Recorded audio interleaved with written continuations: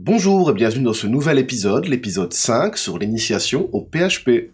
Alors dans cette vidéo, ce qu'on va faire, c'est que l'on va générer les comptes utilisateurs au niveau du hash et du grain de sel et on va les stocker en base de données. Tout au long de la vidéo, vous allez avoir des références à l'épisode précédent dans laquelle on avait vu la partie théorique concernant le système de hash et de grain de sel.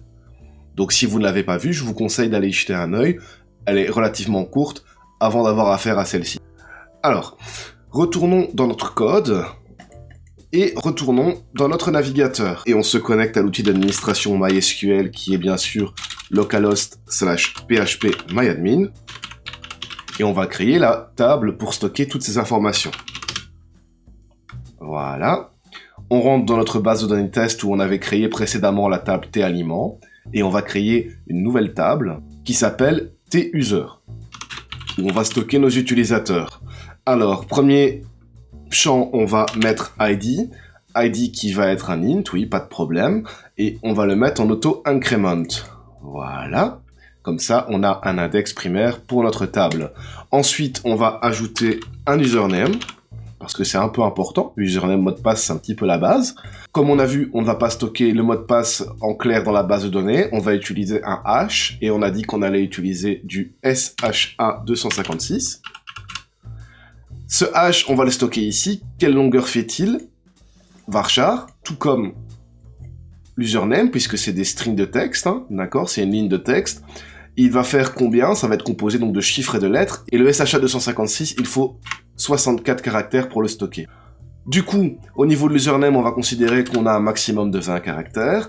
On a l'username, on a le H256. Qu'est-ce qui nous manque? Il nous manque le grain de sel. Donc GDS, acronyme de grain de sel, lui aussi sera un varchar. Et on va dire qu'on rajoutera un grain de sel de 20 caractères à la fin du password pour générer le hash.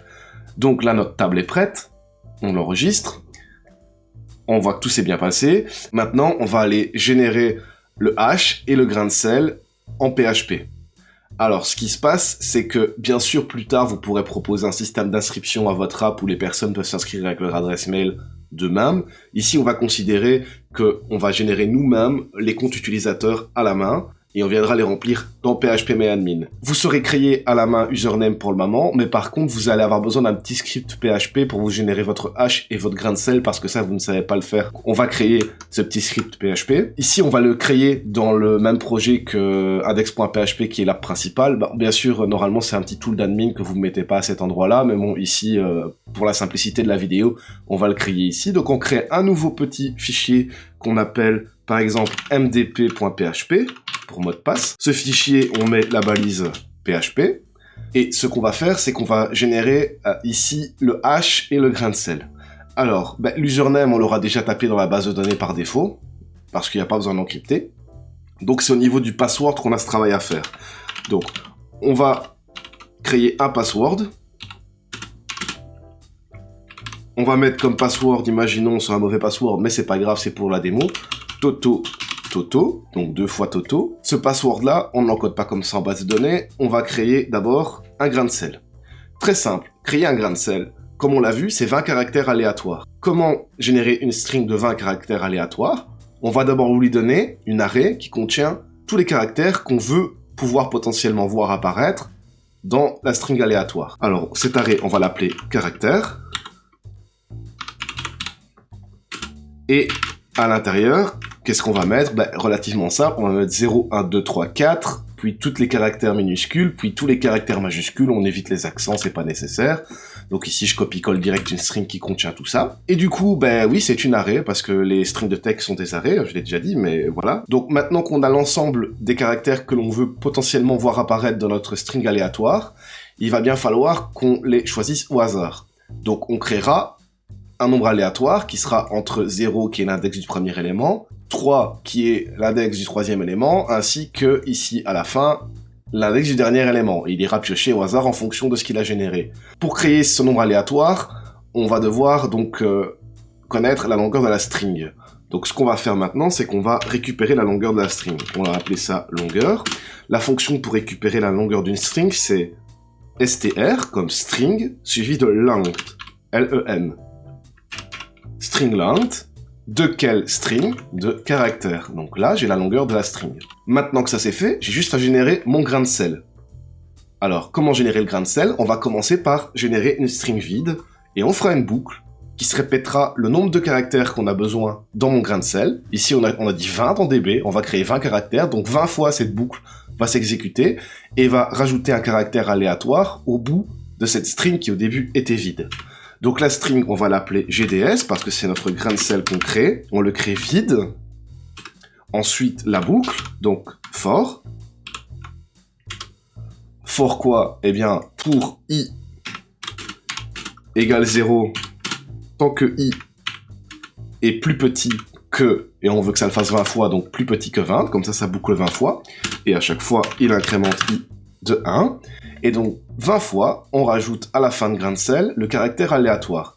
Déjà, on va générer l'index auquel on va piocher ce caractère, donc pour ça, on crée un nombre aléatoire, donc on va l'appeler rand, comme random, et on veut créer un entier aléatoire, donc c'est random int, la fonction. Et elle prend deux paramètres. Alors le premier paramètre, c'est le nombre minimum qu'il peut générer. Ici c'est 0, ça fera référence à l'index de 0 dans notre string. Et le nombre maximum, on s'est amusé à le calculer là-haut, donc c'est la longueur. Sauf que la longueur, c'est le nombre de caractères. Et le premier caractère a l'index 0. Donc la longueur, en fait, c'est longueur moins 1. Sinon, vous allez aller piocher dans le vide. Maintenant qu'on a bien un entier aléatoire qui va permettre de piocher, on va aller piocher dans cette string. Donc maintenant, on va simplement dire mon grain de sel, qui est pour le moment vide, mon grain de sel vaut mon grain de sel auquel tu accoles le caractère qui est à l'index random dans l'arrêt caractère. On copie arrêt caractère, va chercher dans l'arrêt caractère à l'index random, comme ceci, et ajoute ça à la fin de la string. Une manière un peu plus optimisée d'écrire ça, ça serait simplement, et ça aura le même effet, de supprimer ceci et de mettre point égal. Point égal, c'est comme plus égal, moins égal, ça permet d'éviter de replacer la variable ici avec l'opérateur à droite. Ça aura exactement le même effet de faire point égal que de faire égal et de remettre la variable comme ça. Donc maintenant, j'ai effectivement accolé le caractère aléatoire à ma string vide. Ensuite, ma string n'est plus vide, elle contient par exemple J. Ça repasse dans la boucle. Ça reprend ma string qui contient pour le moment J. Et ça lui ajoute de nouveau un caractère qui aurait été pris à un index au hasard qui est généré à chaque fois que la boucle fonctionne. Donc là, on a un grain de sel fonctionnel. On va se le prouver. On va faire un var dump donc du grain de sel lorsque la boucle est terminée. Comme ceci. Et donc maintenant, si on va dans notre navigateur, comme ceci, et que on va dans notre projet,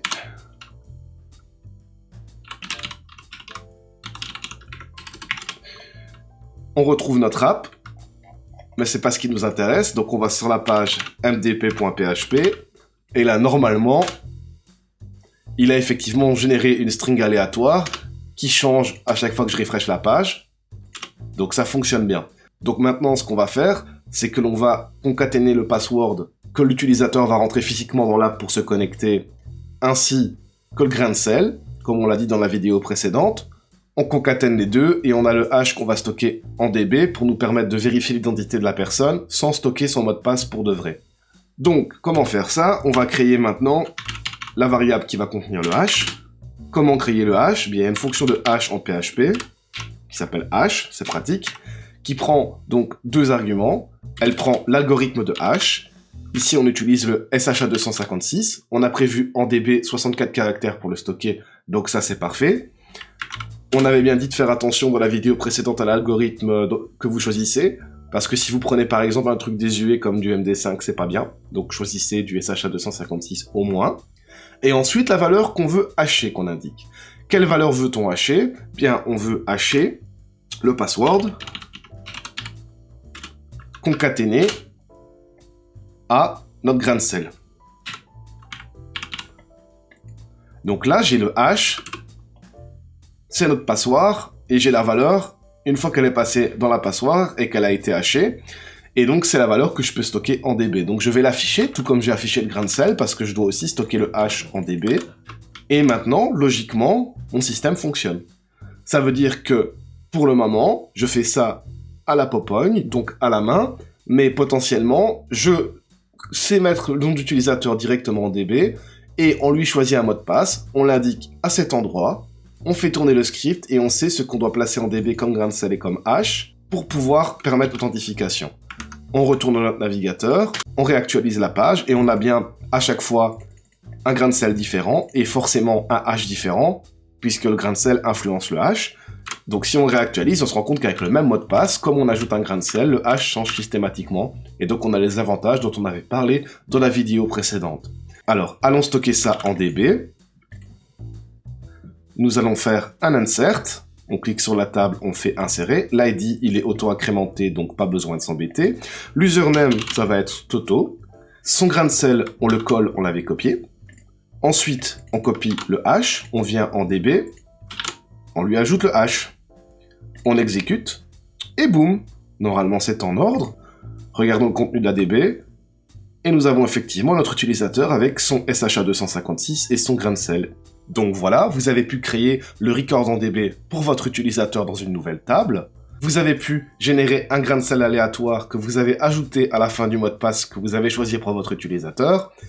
Sur base de ça, vous avez utilisé une fonction de hash qui est SHA-256 et vous avez un hash unique ainsi qu'un grain de sel unique qui, combiné avec le password de l'utilisateur, permet de l'authentifier sans stocker son password en DB. Dans la prochaine vidéo, on verra comment procéder à l'authentification de l'utilisateur de manière concrète dans notre application. Merci d'avoir regardé la vidéo, merci à tous ceux qui ont laissé un like, qui ont partagé ou qui ont laissé un commentaire. Un énorme merci à Medji710 qui me permet de garder la flamme et qui est la première personne à m'avoir offert quelques cafés et qui donc a la qualité maintenant de supporter. Merci pour ton support. Grand merci aussi à la grosse quéquette qui m'a offert un café. Oui, la grosse quéquette. Quitte à me faire offrir un café par une quéquette, autant qu'elle soit grosse. Merci pour le café. Je vous souhaite une très bonne journée ou une bonne soirée et on se retrouve dans la prochaine vidéo pour la suite. Dis, t'as déjà pensé à faire comme tout le monde sur YouTube et à faire ton auto-promotion? Bah, je sais pas, non, ça risque d'être chiant à regarder en fin de vidéo comme ça. L'instant auto, l'instant promo, l'instant auto-promo. Si vous souhaitez soutenir le travail de la chaîne, n'hésitez pas à laisser un like, un commentaire, à vous abonner et à partager la vidéo. Vous pouvez aussi m'offrir un café pour devenir supporter officiel de la chaîne. Lien dans la description.